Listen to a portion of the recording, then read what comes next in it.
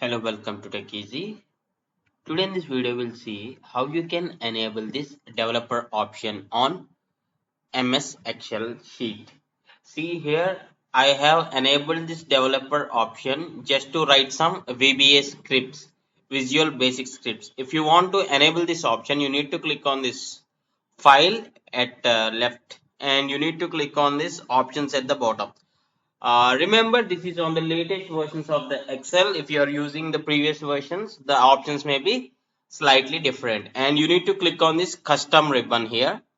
And see here, for you, this developer option won't be turned on. You need to click on this developer option, then click on OK.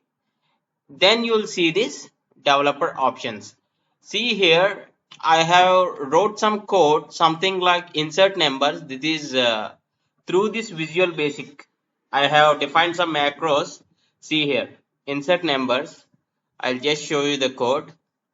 See, I did few videos on how to use this VBA scripts to make your life very easier when using Excel. So if you do have any questions regarding any functionality on this Excel sheet, please do comment in the comment section below. So I'll try to do some tutorials on that questions. And for now, I'll stop this. This is how you can enable developer option on Excel. Thanks for watching. Have a nice day.